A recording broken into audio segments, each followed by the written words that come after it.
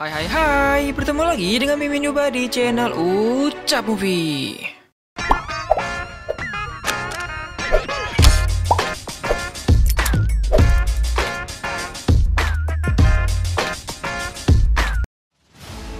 Kali ini kita melanjutkan pertarungan yang ditunggu-tunggu antara Chuyun melawan Wu Zhenghyu.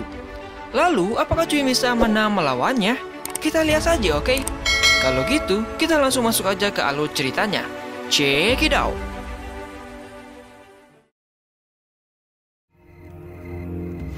Zhong将士听令，共同杀无赦。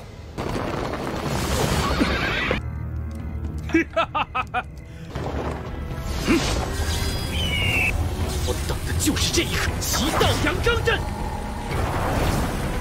万须碎金阵，不动明王阵。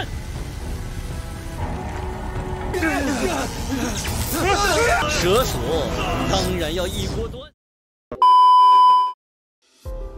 Melanjutkan para sebelumnya, tak lama setelah Chuyun mengaktifkan arainya, datang Wu Zhenghyu bersama pasukannya. Di sini, dia memberikan kesempatan terakhir apakah Chuyun mau menyerah atau tidak.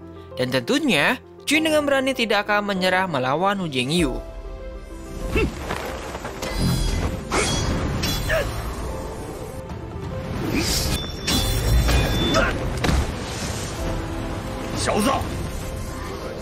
Selagi mereka bertarung, Yin Tiancheng menyuruh pasukan Jing Tian untuk pergi ke puncak gunung untuk membunuh para pemberontak lainnya.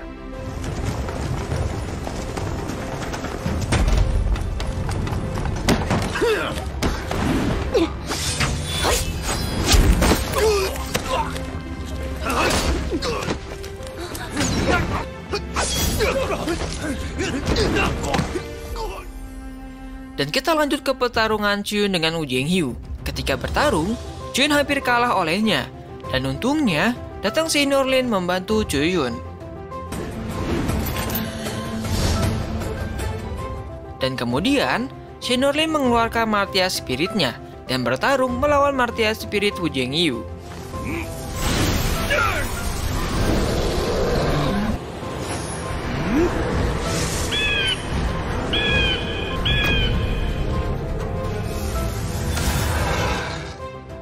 Namun, karena luka yang belum sembuh, kekuatan Martia Spirit-nya tidak maksimal. Dan melihat hal itu, Chuyun langsung membantu Senior Lin.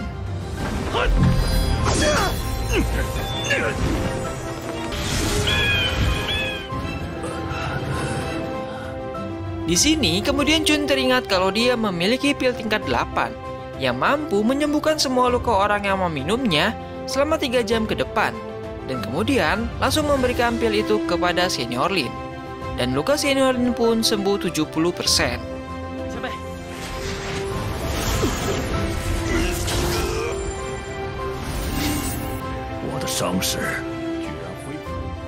Lalu, Wu Zhenghyu kembali mengerahkan seluruh pasukan Jing Tian untuk menyerang kembali. Dan untungnya, teman-teman Chuyun berhasil menahan pasukan tersebut.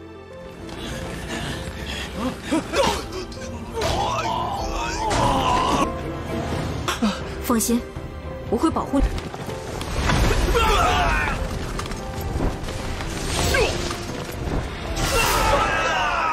守住阵眼。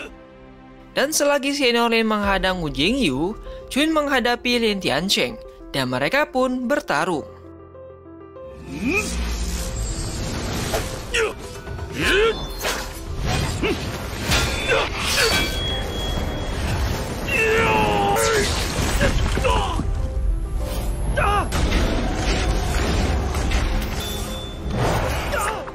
Di sini, Chuyun hampir kalah oleh Yin Tiancheng karena perbedaan kekuatan antara mereka.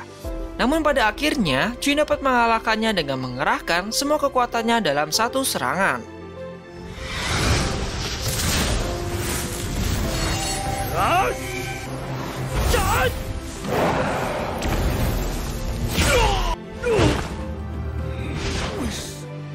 Di pertarungan Senior Lin melawan Wu Zhenghyu, di sini Senior Lin bisa membuat Wu Zhenghyu kesulitan. Namun, tiba-tiba Wu Zhenghyu mengendalikan pasukan Jing Tian untuk saling membunuh, dan kemudian menyerap semua evil ki dari pasukan yang telah mati itu.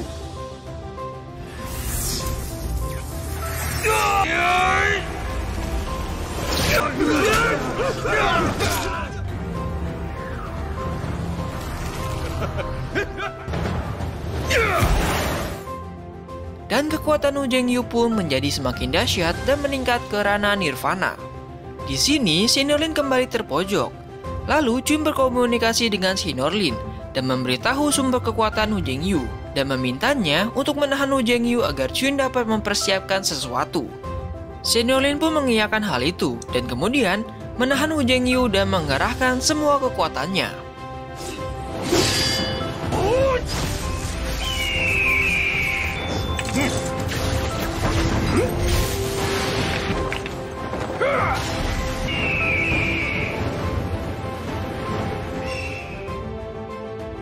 Kemudian, Chun pergi ke pusat aura paling melimpah di tempat itu dan mengeluarkan mutiara roh surgawi untuk menyerap energi di sini. Dan mutiara itu mengeluarkan aura bernama aura peri. Aura ini memiliki kekuatan yang sangat hebat. Dan setelah mengambilnya, Chun bergegas pergi membantu Xinorlin.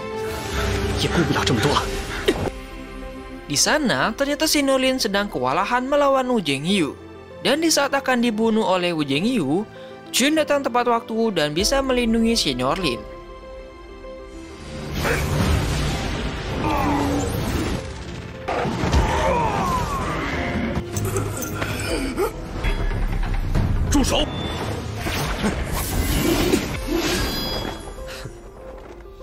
Setelah berbincang untuk saling mengejek, Chun menantang bertarung Wu Jingyu dan mereka pun bertarung.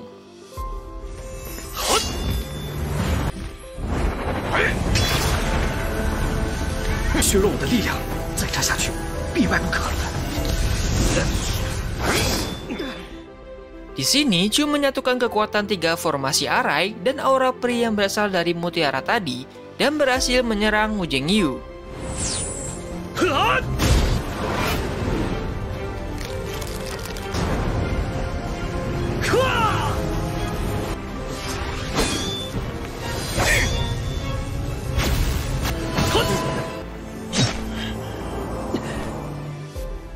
Namun, serangan tersebut tidak membuat Wu Jingyu kalah, dan dia pun mengeluarkan semua kekuatannya dan kembali menyerang Chuyun.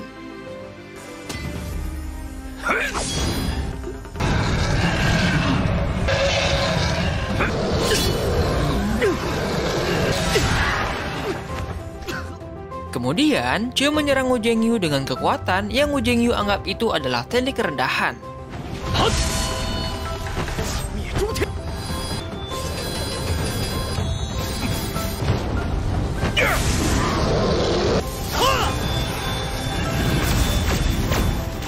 Dan ternyata, di serangan yang barusan Chuyun keluarkan, ditanami darah ponik dalam tubuh Wu Jingyu, yang membuat putusnya sumber kekuatan roh jahat di tubuh Wu Jingyu.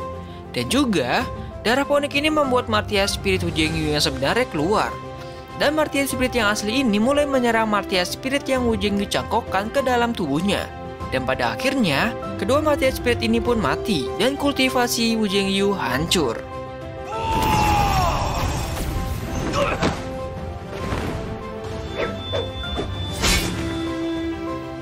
Scene lalu berpindah ke pagi hari. Mungkin tadi mereka berperang pas subuh ya guys, atau jam 3 kali ya.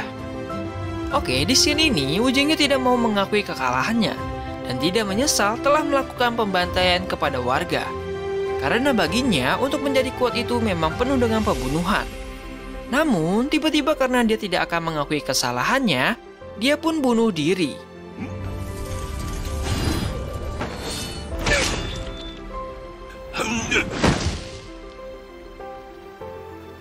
Peperangan melawan Wu Jingyu pun akhirnya selesai. Dan kemudian Chun dan kawan-kawannya sedang berkumpul bersama. Di situ mereka membahas perang dan kemenangannya.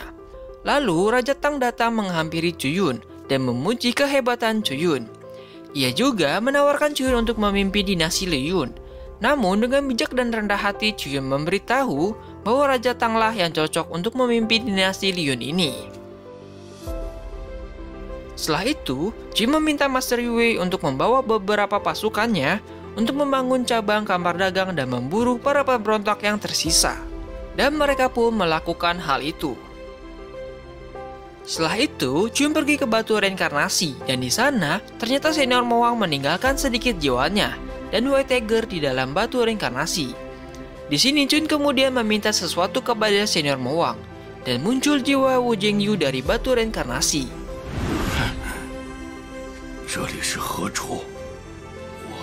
Jadi, di saat Wu Jingyu bunuh diri, jiwa Wu Jingyu ini dibawa ke dalam batu reinkarnasi, guys. Dan tujuan Chuyun ini adalah untuk membangkitkan Wu Jingyu dan menawarkannya menjadi bawahannya Chuyun. Kenapa begitu? Karena Chuyun ini melihat tekadnya Wu Jingyu, yang mana dia ini melakukan segala cara untuk menjadi kuat. Dan karena itu Chuyun menghormatinya.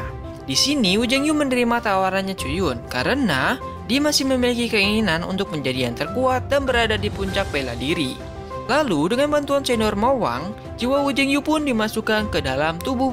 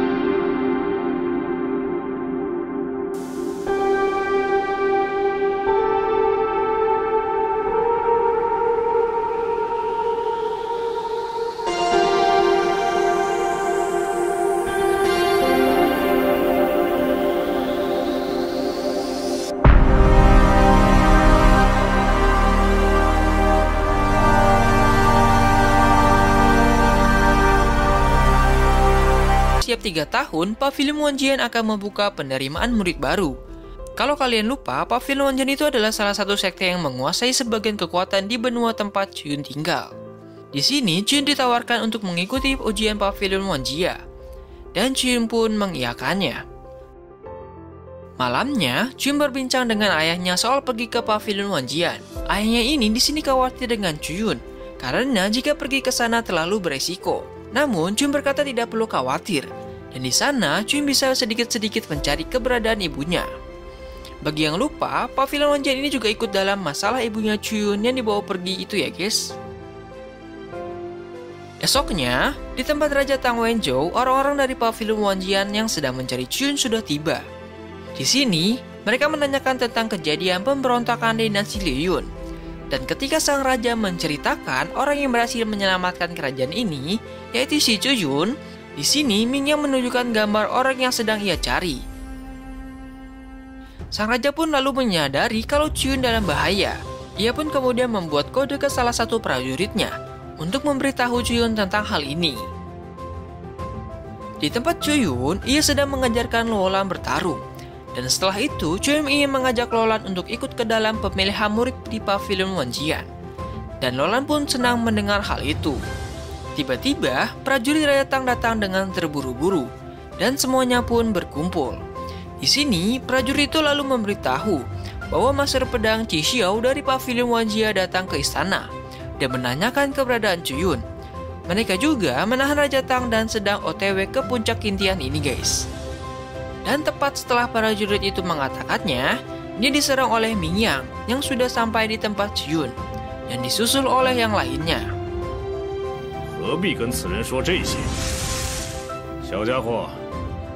Dari batu reinkarnasi, Wu Jingyu menjelaskan siapa orang itu dan memberitahu bahwa mereka juga bekerjasama dengan sekte bintang kuno di penyerangan keluarga Chuyun. Di sini, Chang Xiao melemparkan Raja Tang yang sudah terluka karena tidak mau membuka mulutnya keberadaan Chuyun. Dia juga membahas kekesalannya terhadap Chuyun yang sudah memenggal tangan anaknya dan merebut hartanya.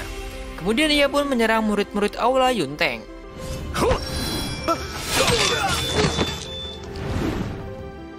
Kemudian, Chang Mian pun menyerang Chuyun, dan karena Chuyun belum sembuh dari pertarungan melawan Wu Jingyu, dia pun terluka.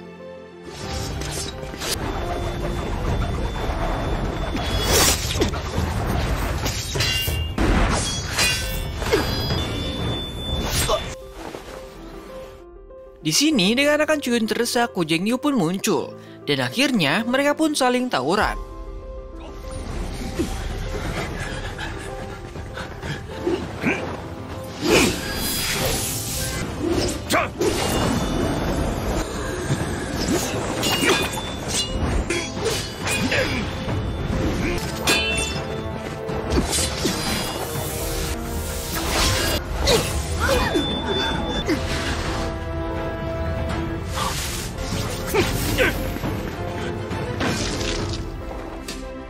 Namun, orang-orang dari kamar dagang tak bisa melawannya, dan Seniorin pun akhirnya turun tangan. Di sini, Cuyun meminta Seniorin untuk tidak turun tangan, karena lukanya masih belum sembuh. Namun, Seniorin tidak bisa diam saja melihat hal ini, dan ia pun kemudian menyerang orang-orang Pavilion Wanjian.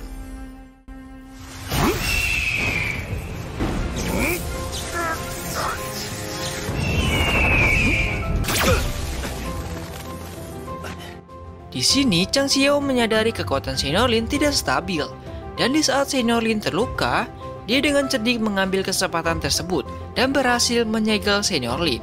风铃剑阵，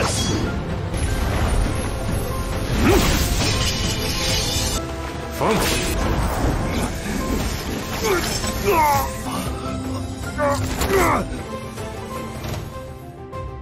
Lalu kemudian Chang Miyang pun menyerang Cuyun lagi. Di sini sangat menyedihkan guys, karena Chang Miyang benar-benar menyerang Cuyun tanpa ampun. 西，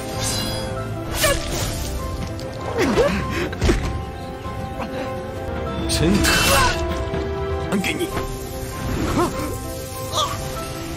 你可还满意？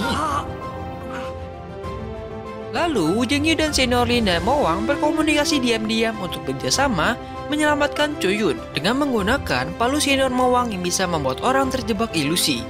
Dan mereka pun memulai rencananya. 要心魔！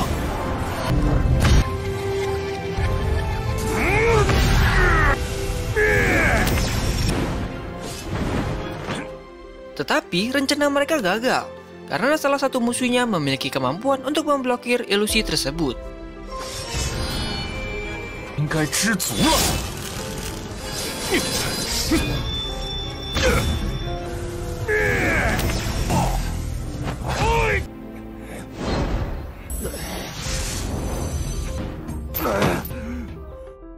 Dan setelah sadar, Chang Miyang menghancurkan lautan spiritual Cuyun, yang mana membuatnya menjadi cacat seumur hidup.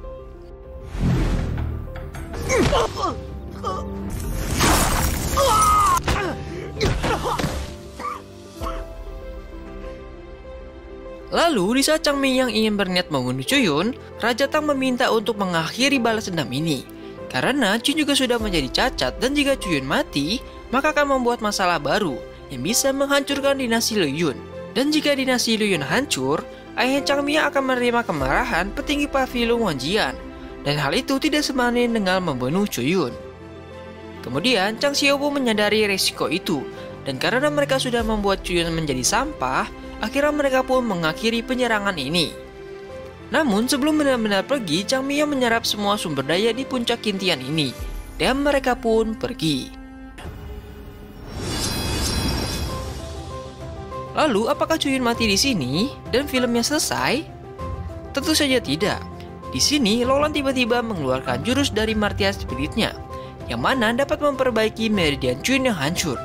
Namun, jurus ini dapat membuat Lolan mati, karena hal itu seperti menukar kehidupan Lolan dengan Cuyun, guys. Di sini, Cuyun menyadari apa yang Lolan lakukan, dan ia memerintahkan Lolan untuk berhenti.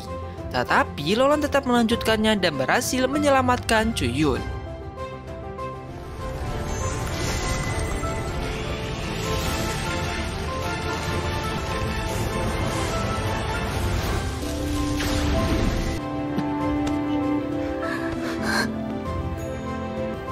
Lolan, 你太傻了。 Beberapa hari setelah itu, Cuyun pun sudah sembuh dari lukanya, dan kekuatannya meningkat berkat bantuan Lolan.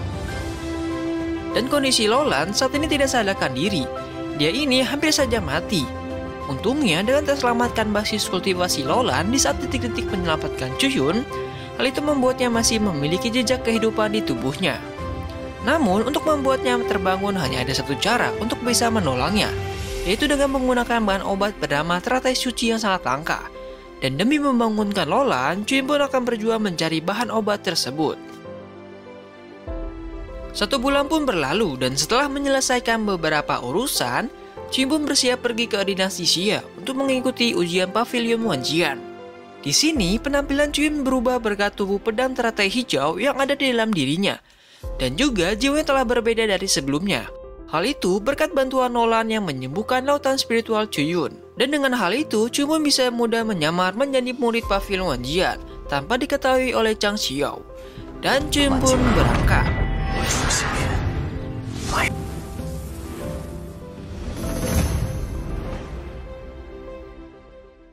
Oke bosku, sekian dulu part kali ini ya. Di part selanjutnya, Chun akan menghadapi musuh-musuh yang lebih kuat nantinya. Dan apakah Chun berhasil menjadi murid Pavilion Wanjian? Kita akan tunggu di part selanjutnya, oke? Dan sampai bertemu di part selanjutnya. Bye-bye!